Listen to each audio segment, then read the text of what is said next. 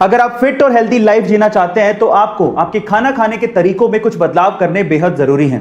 उसमें से सबसे पहला बदलाव है आपको ठंडा खाना खाने की आदत छोड़नी पड़ेगी। बहुत से ऐसे लोग हैं जो कि खाने को भी ठंडा करके खाते हैं, पता नहीं क्यों, लेकिन उससे आपके डाइजेशन सिस्टम पे प्रभाव पड़ता है। आपके डाइजेशन सिस्टम को ज्यादा समय और ज्यादा एनर्जी लगती है खाना पचाने में। इसके अलावा भरपेट खाना भी नहीं खाना चाहिए, कुछ तो पेट को खाली छोड़ना ही चाहिए। आयुर्वेद ये कहता है कि भरपेट खाना ना खाने से आपका खाना बड़े आसानी से पचता है। और दूसरा, आपको व्हाइट राइस कितने भी पसंद हो, अगर आप वेट को लूज करना चाहते हैं तो आपको व्हाइट राइस यानी कि सफेद चावल छोड़ने पड़ेंगे। हाँ, इसकी जगह पे आप ब्राउन राइस खा सकते हैं, क्योंकि ब्राउन राइस में व्हाइट राइस के मुकाबले आधी ही कैलोरी होती है। गाइस, आपको ये हेल्थ टिप कैसे लगे कमेंट सेक्शन में जरूर लिखें। आम को फलों का राजा कहा जाता है और सीजन आने पर हर कोई इसके स्वाद का मजा लेना चाहता है, लेकिन जिसे शुगर या डायबिटीज है वो चाहकर भी इसके स्वाद का मजा नहीं ले पाते।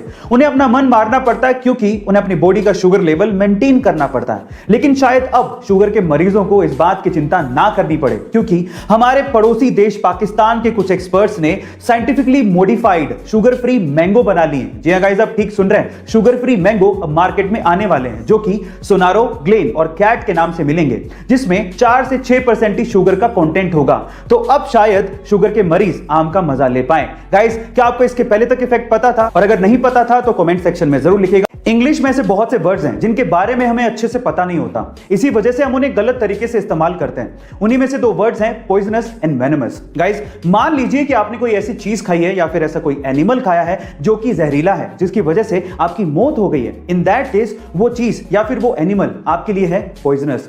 लेकिन अगर कोई एनिमल आपको बाइट करे या खाए और उसकी वजह से आपकी मौत हो जाए, इन दैट केस वो आपके लिए पॉइजनस नहीं है, वो आपके लिए है वेनमस। जैसे कि स्नेक आपके लिए है वेनमस। क्या इसके पहले तक इफेक्ट आपको पता था? और अगर नहीं पता था तो कमेंट सेक्शन में जरूर लिखिएगा। एक मां अपने बच्चों के लिए कुछ भी कर सकती है और कुछ ऐसा ही किया यूपी के वाराणसी की 75 साल की अमरावती देवी ने अपने बेटे के लिए, जिसका बेटा आज से 4 साल पहले फ्रूट की गाड़ी लेके नेपाल जा रहा था, लेकिन रास्ते में ही सामने वाली गाड़ी से उसका एक्सीडेंट हो गया और सामने वाले की मौत हो गई।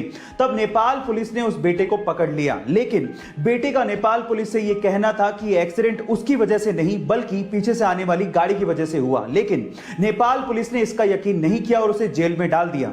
अब जेल से बाहर निकाला जा सकता था, लेकिन उसके लिए 7 लाख रुपयों की जरूरत थी, जो कि उस बूढ़ी मां के पास नहीं थे। फाइनली ये बूढ़ी मां एक तख्ती पर अपने बेटे की रिहाई की गुजारिश लेके वाराणसी के सड़कों पर 4 साल तक घूमती रही और फिर इस मां के 4 साल का संघर्ष काम आया और बीएचयू के छात्रों की मदद से नेपाल से उसके बेटे को रिहा करवाया गया। आपको इस मां के संघर्ष की कहानी कैसे लगी चैट सेक्शन में जरूर लिखिएगा। सक्सेस किसे कहते हैं या आज इस वीडियो में मैं आपको सिर्फ बताऊंगा नहीं बल्कि दिखाऊंगा भी, तो चलो दिखाता हूं। 1994 के आपकी अदालत के एक इंटरव्यू में शाहरुख खान को बुलाया गया। जब शाहरुख खान गैलरी से एंटर हो रहे थे तो वहां पर बैठा एक भी शख्स ना खड़ा हुआ ना तालियां बजाई। शाहरुख खान अंदर गए, सबके सामने हाथ जोड़कर अभिवादन किया और अपनी सीट पे जाके बैठ गए। तो वहां के लोग कुछ इस तरह से रिएक्ट कर रहे थे, ना जाने किसको बुला लिया हो। लेकिन 21 साल बाद साल 2015 में जब शाहरुख खान को आपकी अदालत के इंटरव्यू में दोबारा बुलाया गया तो दीवानगी का आलम कुछ अलग लेवल पे था। लोग खड़े हुए, सीटियां बजाई, तालियां बजाई और शाहरुख खान का अभिवादन किया। गाइस, इसी दिन के लिए तो हर इंसान जी तोड़ मेहनत करता है। वो कहते हैं ना, खुद ही को कर बुलंद इतना कि खुदा बंदे से खुद पूछे बता तेरी रजा क्या है। इस अंग्रेजी ने हमारी जान तो निकाल ही रखी है और ये अंग्रेजी अंग्रेजों को भी नहीं छोड़ेगी, देख लेना। अब ऐसे ही कुछ एक फनी इंसिडेंट हुआ जिसे सुनने के बाद आपको बहुत हंसी आएगी। अब आपको भी पता है कि अमेज़न पे सब कुछ बिकता है, तो अमेज़न पे गोबर के उपले भी बिक रहे थे, जिसको उन्होंने अंग्रेजी में मेंशन कर रखा था। अंग्रेजी में गोबर के उपलों को होली काउ डंग केक लिखा हुआ था। इसका मतलब लास्ट में था केक। अब किसी ने उसे केक समझ के मंगवा लिया और उसके बाद बकायदा प्रोडक्ट के नीचे रिव्यू भी लिखा, जिस रिव्यू को सुनने के बाद आपको बड़ी हंसी आएगी। उस बंदे ने लिखा कि इस केक को मैंने मंगवाया और चखा, चखने के बाद ये टेस्ट में बहुत ही ज्यादा गंदा था और इसे खाने के बाद मुझे लूज मोशन हो गया। इसके अलावा भी बहुत कुछ लिखा हुआ था जिसे आप प्रोडक्ट साइट पे जाके रिव्यू में पढ़ सकते हो। गाइस, ये फनी इंसिडेंट सुन के आपको कैसा लगा चैट सेक्शन में जरूर लिखिएगा और ऐसे अमेजिंग वीडियोस के लिए यूट्यूब पे हमारे चैनल को सब्सक्राइब कर लीजिएगा और अगर आप इंस्टाग्राम पे देख रहे हैं तो मुझे फॉलो करना मत भूलिएगा। मिलते हैं अगली वीडियो में।